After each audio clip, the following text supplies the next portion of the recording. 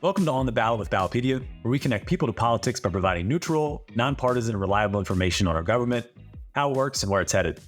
I'm Frank Festa, and thanks for being with us. On May 21st, voters in Eugene, Oregon will decide whether or not to replace the existing electoral system with star voting for mayor and city council elections. If approved, the city would become the first in the world to utilize the system for electing their political leaders. Today, I'm joined by Eugene-based KLCC reporter Nathan Wilk, who's been covering the ballot measure in the run-up to the vote. Nathan, thanks for coming on the show. Thanks for having me, Frank. Yeah, great to have you. So, Nathan, being the first in the world at anything is a pretty big deal. How did Eugene Measure 20-349 get on the ballot in the first place? For sure. So star voting was a concept that was invented here in Lane County, and it's been used in some select cases across Oregon. The Independent Party of Oregon's primary for 2020. Last June, petitioners went out into the Eugene community and began collecting signatures to get this on the ballot. They were boosted by a $50,000 campaign contribution from a software engineer who supported the idea. And within a few months, they were able to collect enough signatures to get this on the ballot. Since then, they have been working to try to promote and educate the voting public about this system. Has star voting ever really been utilized in the U.S. before? Not really. In some select test cases. So the Oregon Democratic Party used it to elect delegates, so a pretty small scale role of the political activities that they do. And the Independent Party of Oregon, which is a centrist party here in Oregon, used it for a primary as a test case. They have not used it since, although when I spoke to advocates, or rather spoke to members of that party, Sal Peralta with the Independent Party, he said they were open to using it again, possibly in the future. And then what else can you tell us about the organization behind the drive for Eugene to adopt star voting? I know you mentioned a few details there, but what is their motivation? What are they hoping the new voting system could achieve if it is adopted? Right. So I've spoken a lot with Sarah Wilk. The Equal Vote Coalition is the organization, and Sarah Wilk is the co-founder there. And really, they want a replacement to the current system, identifying issues that are common in these discussions around alternative voting systems. So that's things like eliminating spoiler candidates. They say star voting would eliminate political polarization in office because it would support candidates who could draw stars from many sides across the aisle. And in addition, they say that it can get rid of the fear of spoiler candidates that sometimes exists in our current voting system, where someone feels like they can't support a candidate because there were 3 candidates in the race and they have to go with the front runner who better aligns with their interests. I got you. That makes sense. And some of these election systems can get really bogged down by wonky politico definitions and explanations. But let's say you're trying to explain how star voting works to somebody who's voting for the first time. How would you go about explaining how it works and, all that stuff?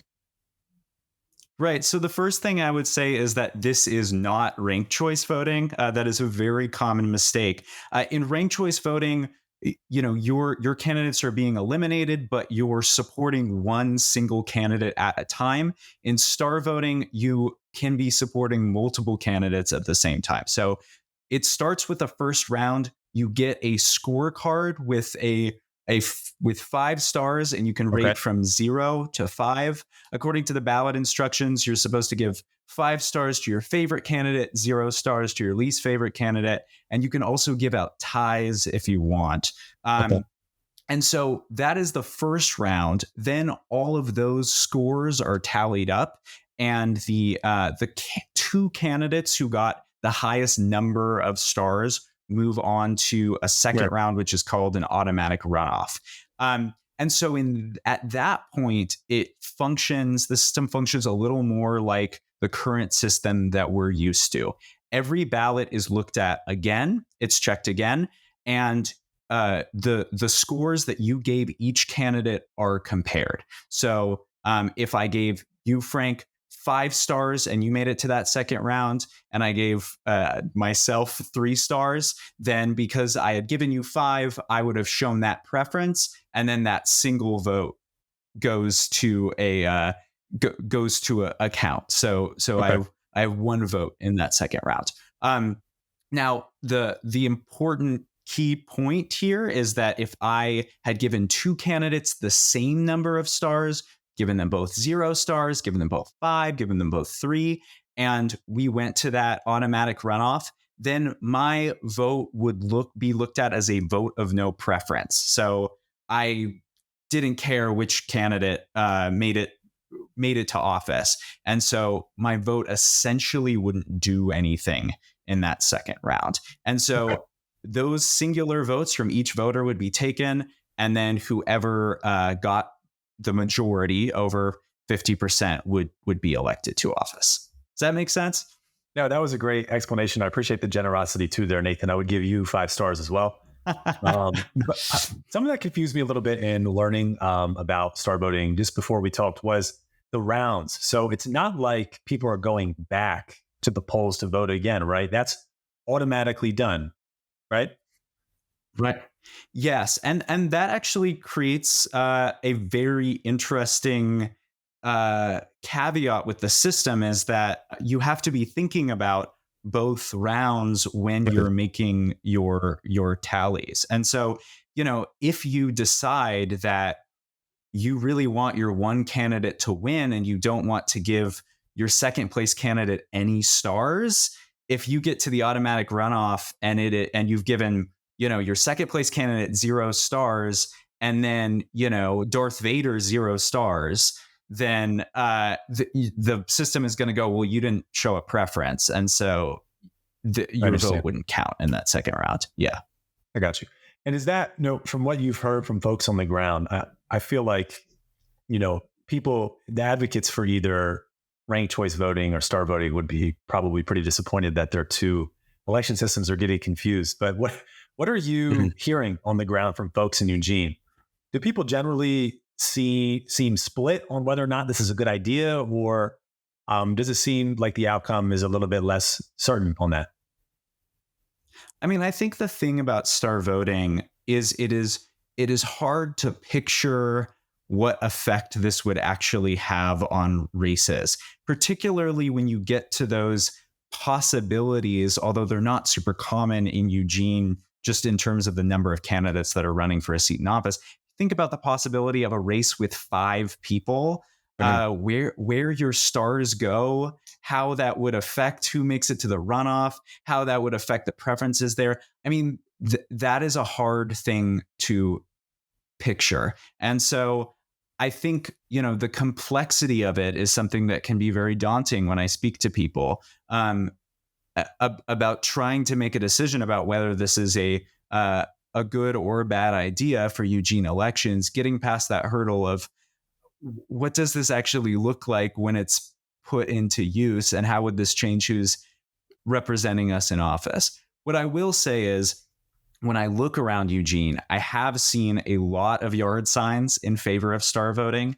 And the Good. other thing that's important to note is that, there are organizations, many voter advocacy groups, that did come out against this proposal. So the Tribal Democracy Project, Next Up Oregon, that sort of thing. But they organized relatively late in this process, announcing their opposition in March. Right. And, star voting advocates have been literally out there on the street advocating for this since at least last summer. And, looking back at the history of other attempts to implement this project for many, many years longer. I got you. We'll get to that. What happened a couple years ago, I think about 6 years ago now in Eugene when we get back from our Mhm. break in just a moment. But Nathan, my last question for you. I learned from your reporting that if adopted, this new system won't go in effect until 2026. So 2 years from now, right? I found it interesting that ranked choice voting is also going to be on the ballot for Oregon state and federal elections this November. So Does that present a potential conflict between the two systems down the line at all? Right. So it doesn't present a literal conflict in that this attempt to adopt the system in Eugene would affect our local elections, so our city council, our mayor, or utility board. But when I speak to advocates of both star voting and ranked choice voting, they do say it would be confusing to have two systems introduced within relative proximity to voters that have been working with the same, winner takes all system, plurality voting that Sure. they've been working with for decades. So while it doesn't present a literal conflict, it certainly could be the source of a lot of confusion if both of these measures pass. I got you. Well, we'll be following your reporting very closely, Nathan. I wanted to thank you again for your time and the work you do. We really appreciate it. Thank you so much, Frank. Yep. And listeners, we're going to take a quick break, but when we come back, we'll have more on how this election system works, where it's been on the ballot before, and what the arguments for and against are headed into Eugene's vote on the 21st. Stay tuned. We'll be right back.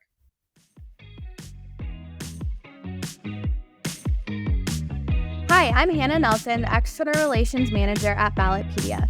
We're in the middle of our Ballotpedia Society membership campaign, and we'd love for you to join our generous BPS donors who have committed to making a monthly donation to Ballotpedia. By making a monthly gift, you'll help Ballotpedia provide daily, weekly, and monthly newsletters and podcasts just like this that are incisive, informative, and yes, free. There is no way we could keep Americans up to date with accurate and reliable information if it weren't for our BPS members. Will you join this group of Ballotpedia supporters today? Please visit donate.ballotpedia.org/ontheballot2024 to donate now. Thank you. Welcome back to On the Ballot. I'm Frank Festa. I'm joined now by our very own Joe Greaney with more on star voting and Eugene's upcoming ballot measure vote. Joe, welcome back to the show. Thanks, Frank. Good to be here.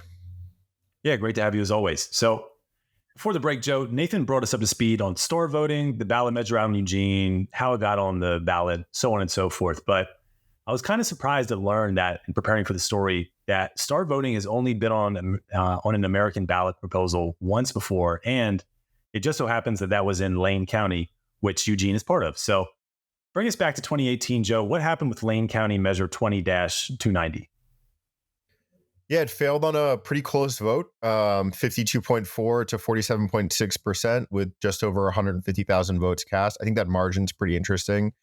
A lot of times when you see something on a ballot for the first time, it either gets blown out of the water or sort of adopted, not unanimously, but by a large margin. And that was a close vote. Yeah, that's really close. I mean, only, what's that, 4 percentage points or so? Yeah, just under 5 percentage points, yep. Yeah, so Lane County, Eugene at least, again, is going to be re-upping this attempt in just a few days. And Nathan touched on it a little bit, Joe, but say more if you can about the argument for adopting star voting. Why do supporters think that it's a good idea? Sure. Many of the arguments for star voting parallel arguments that we hear for other sort of alternative voting methods, ranked choice voting being the main one. Approval voting is another one that actually might be a bit more similar to star voting than RCV. But I think ranked choice voting at this point is a little bit more of a known commodity in the election reform, election policy space. So I think star voting most often draws comparisons to RCV. And I think proponents of star voting would compare and contrast that method to RCV in a couple of different ways. One of the ways that it's similar, or proponents of star voting argue that it's similar to proponents of RCV,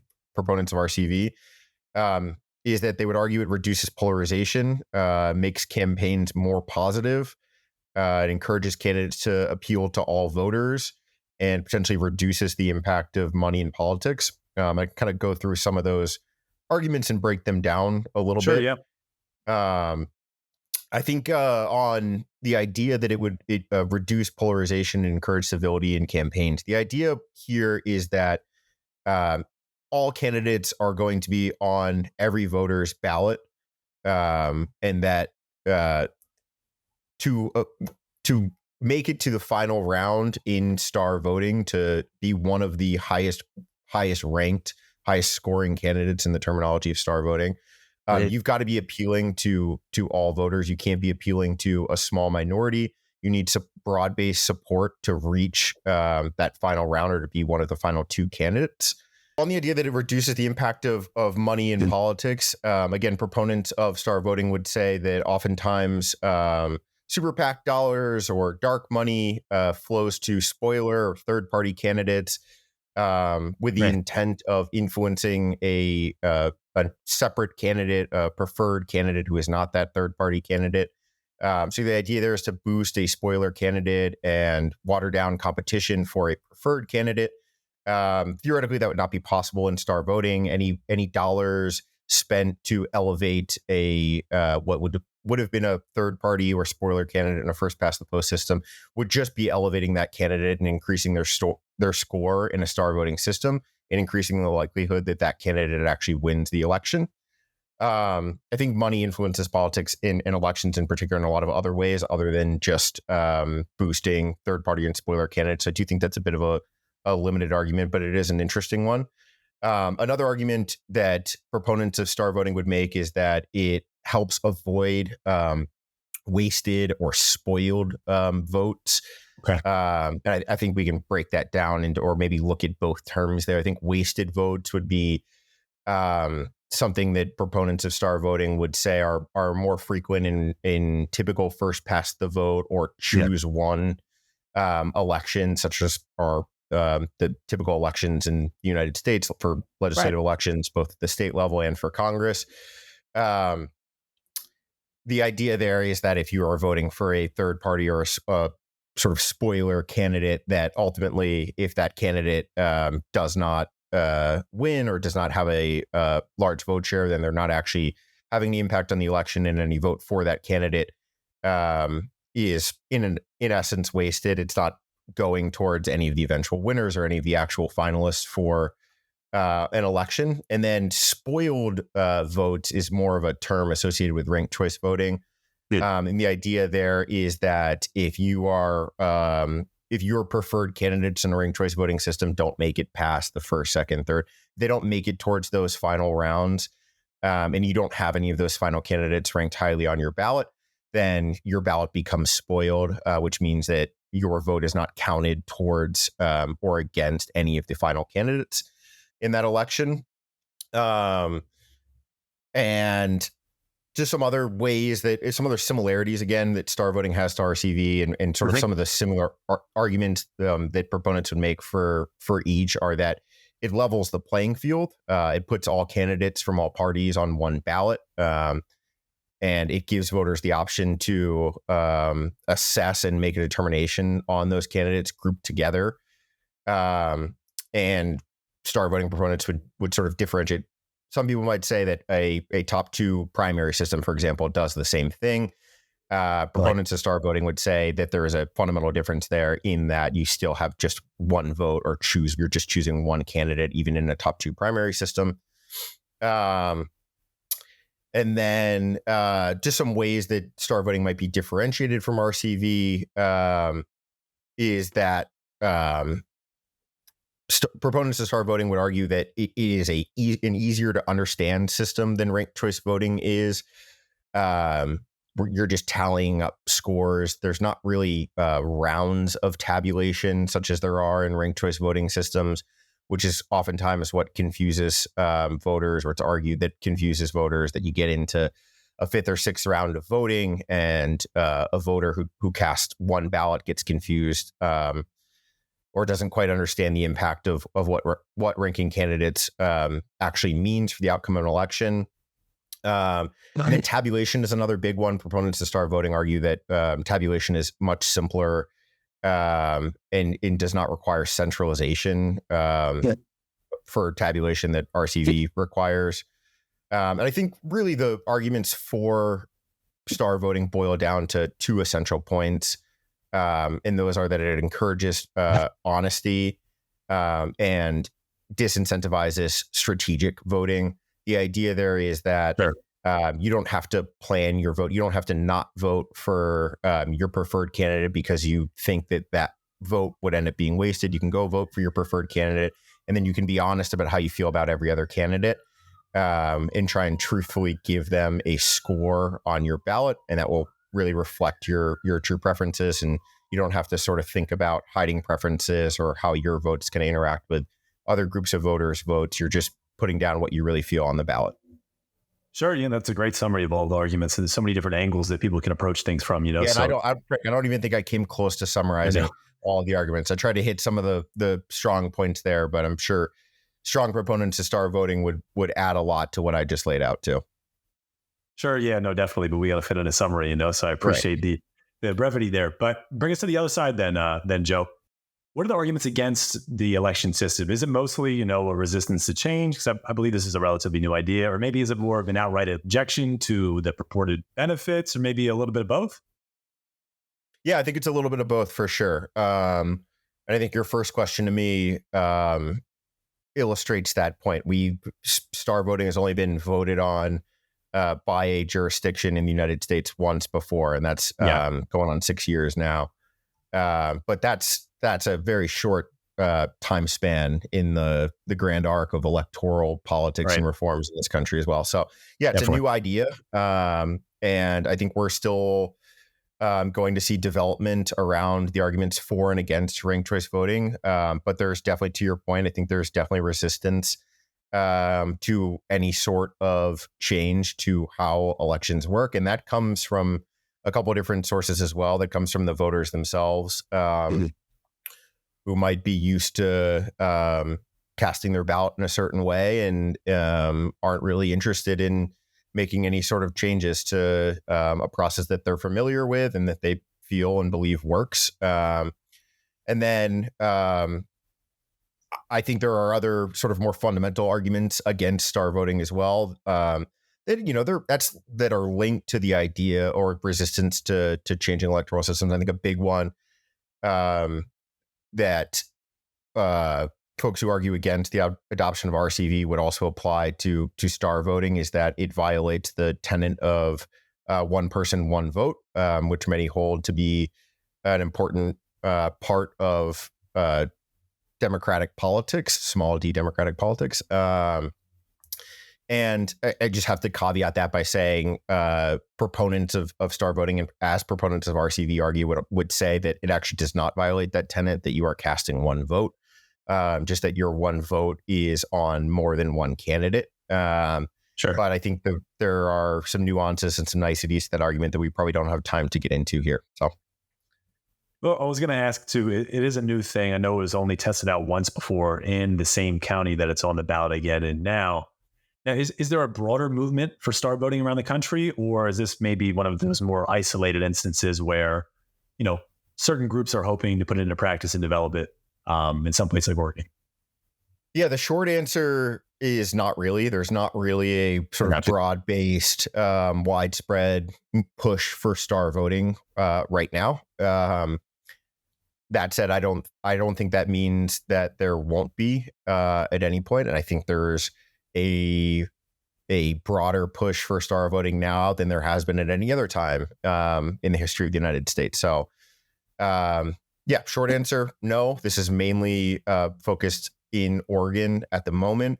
One other jurisdiction, to my knowledge, has considered adopting star voting, and that was Redondo Beach, California.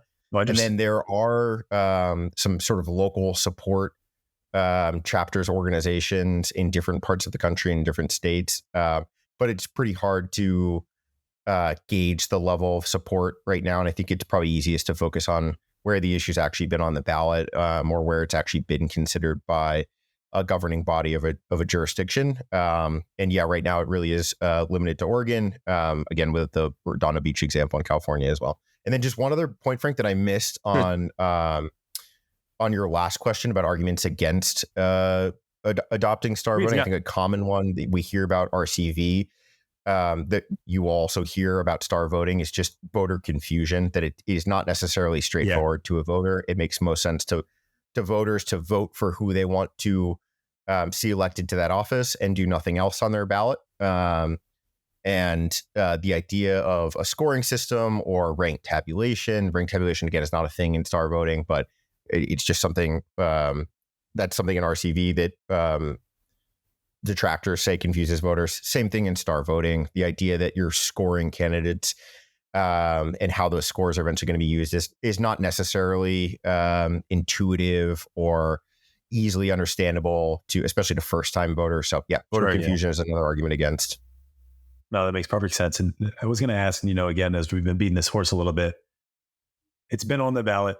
There's only the second time. For it to fail twice in the only two instances, hypothetically, where it had been put forth, would that be a pretty big blow to the movement? Or, again, since it's kind of in its infancy, is it something that, will regather strength and maybe we'll see it on another ballot again soon, or maybe spread across the country? What do you think?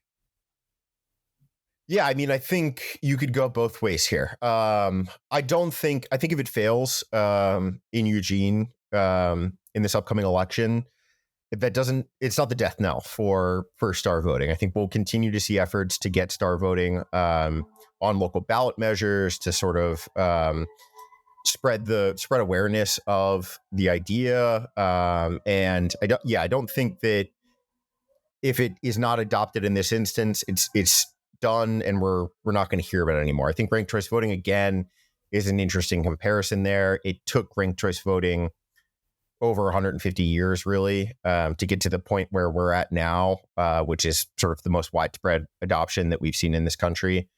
And that involved a couple peaks and valleys along the way as well. I wouldn't be surprised if something similar happens with star voting, where despite a